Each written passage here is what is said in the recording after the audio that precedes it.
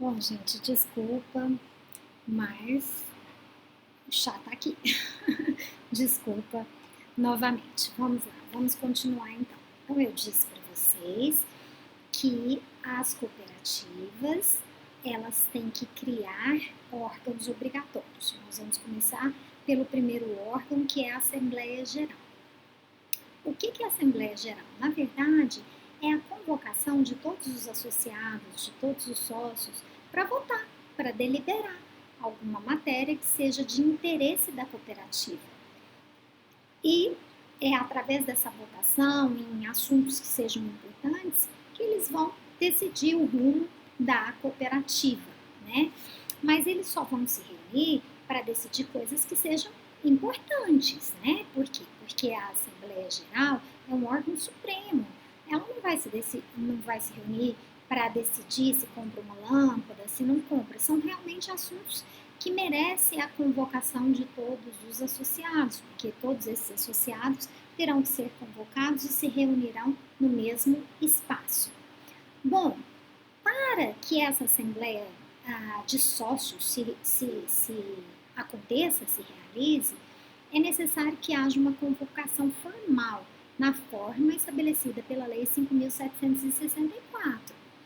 Essa convocação, ela pode ser feita pelo presidente ou por qualquer um dos outros órgãos da administração, que é a diretoria ou o conselho fiscal. Bom, e nessa convocação,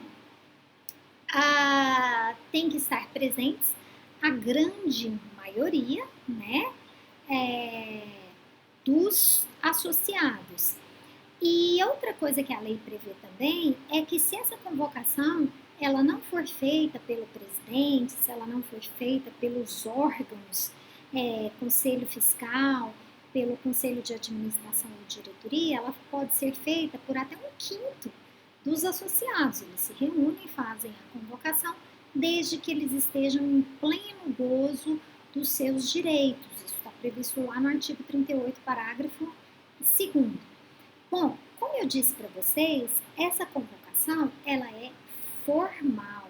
A lei exige que sejam publicados editais em locais apropriados das dependências que sejam frequentadas pelos associados, ou seja, na sede da cooperativa, né?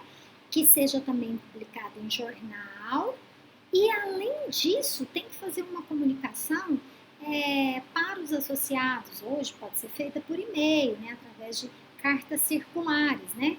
Antigamente a gente não tinha essa facilidade, sempre tinha que ser por cartas circulares com aviso de recebimento.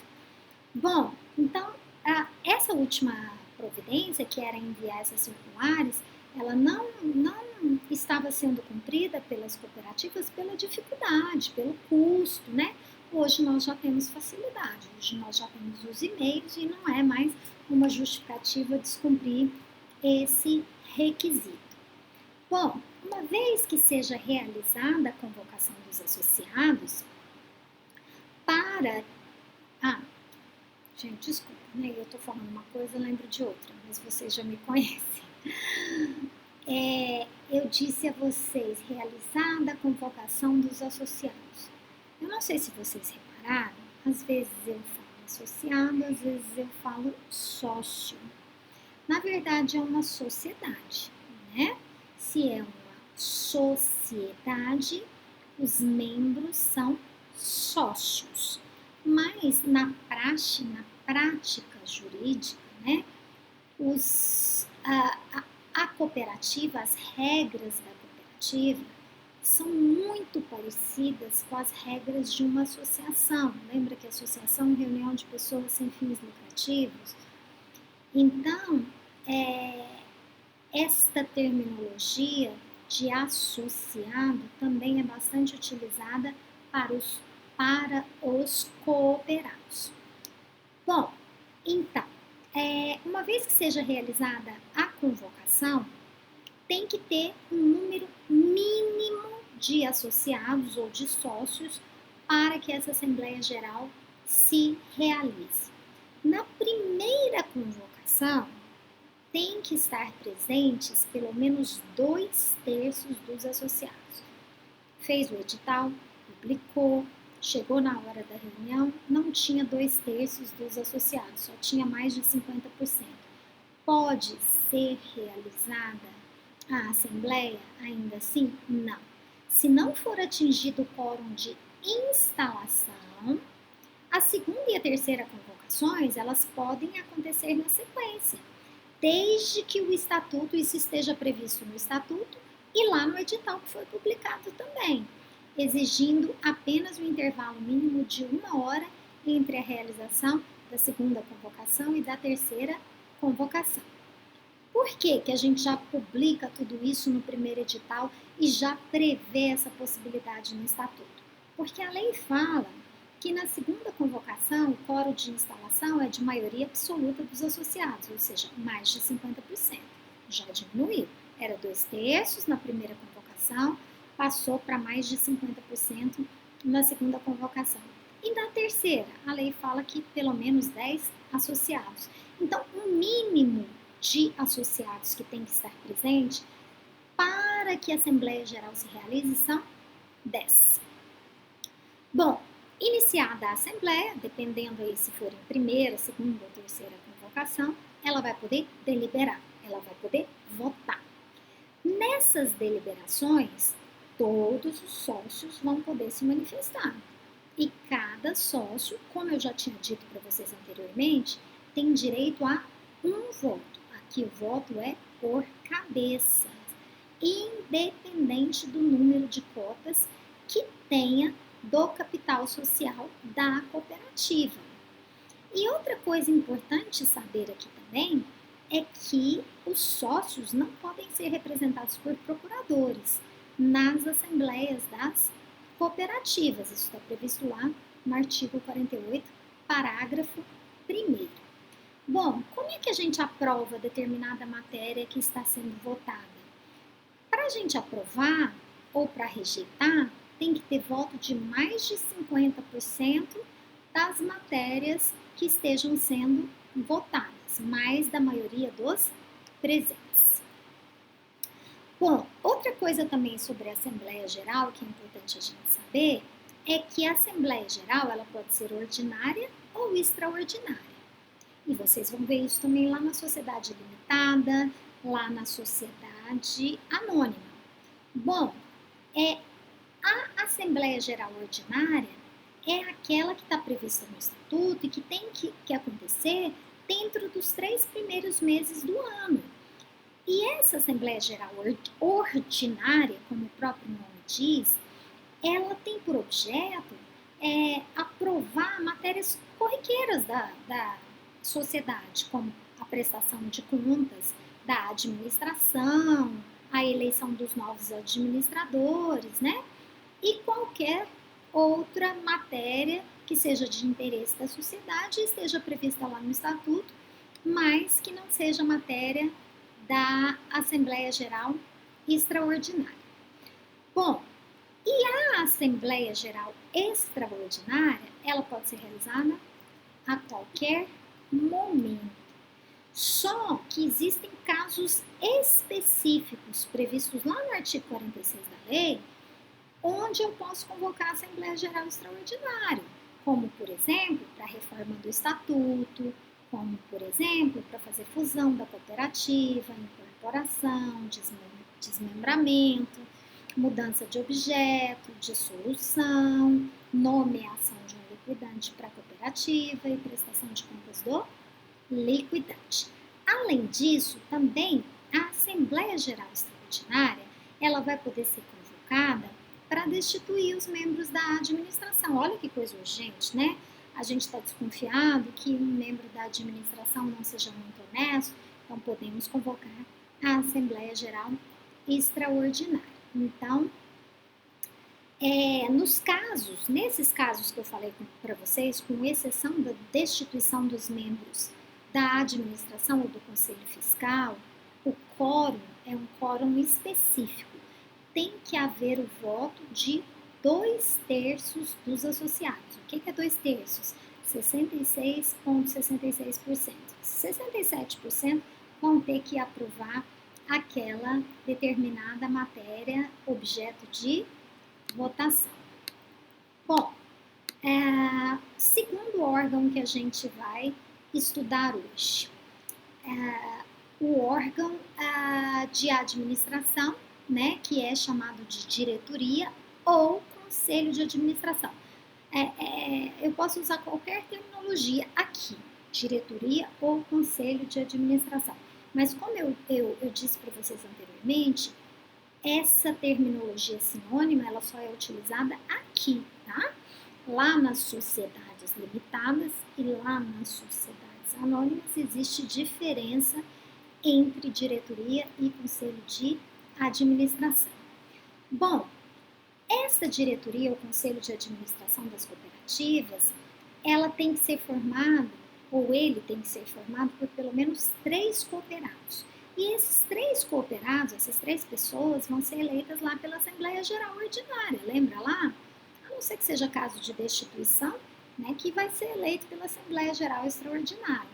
E o mandato deles não pode ser superior a 4 anos, sendo obrigatória a renovação de, no mínimo, 1/3 do órgão administrativo, ou seja, eu posso ser reeleito? Pode, mas não são todos os membros da administração que podem ser reeleitos. 1/3 desses membros vai ter que sair para deixar outro entrar, tá bom? Outra coisa também é que não podem administrar a cooperativa pessoas que não tenham idoneidade suficiente para o exercício dessa função.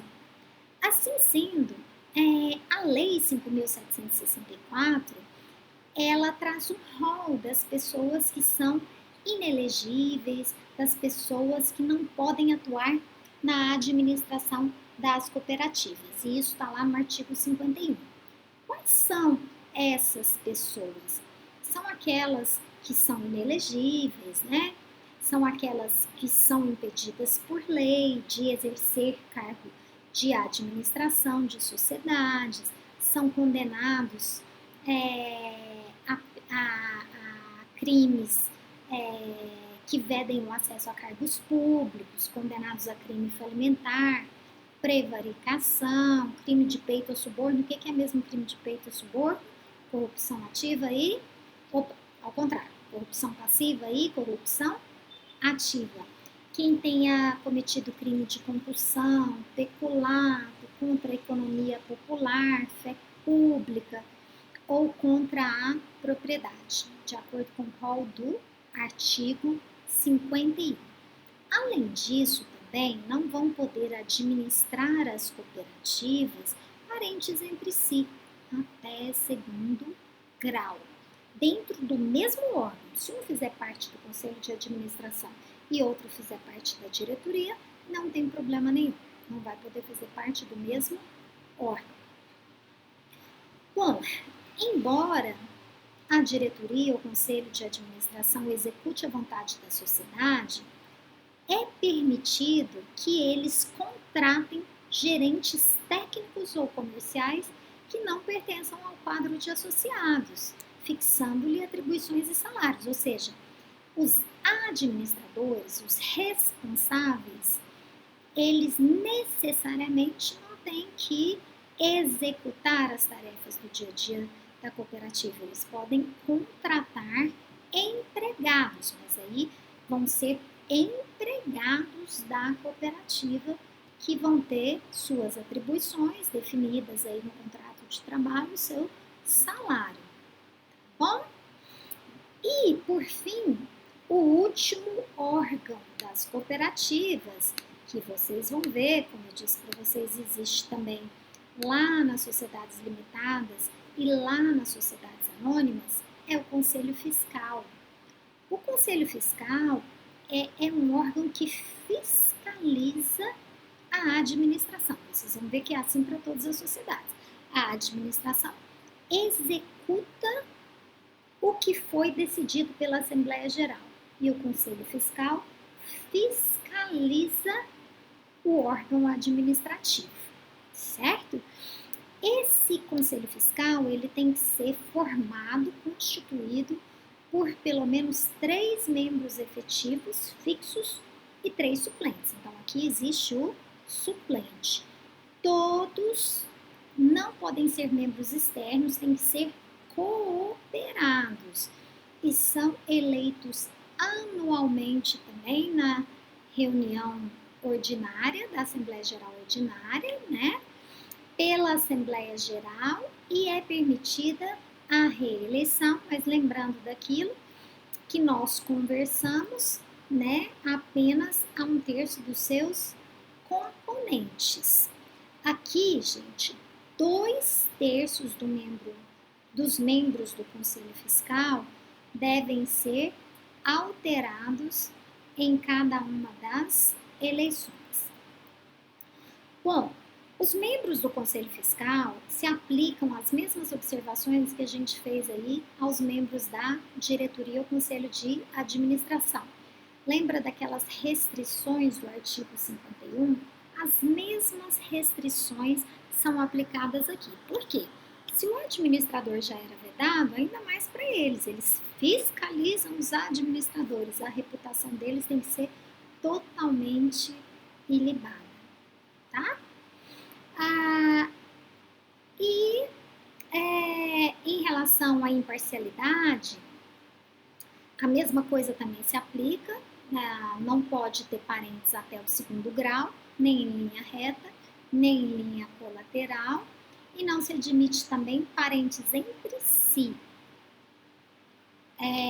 até 2º grau, que sejam membros do Conselho Fiscal. Lembrando daquela regrinha, se ele for membro do Conselho de Administração, não tem problema. Ele só não pode ser membro do Conselho Fiscal. Tá bom? Então, são esses, então, os órgãos das cooperativas. Agora a gente vai falar no próximo bloco sobre os cooperados.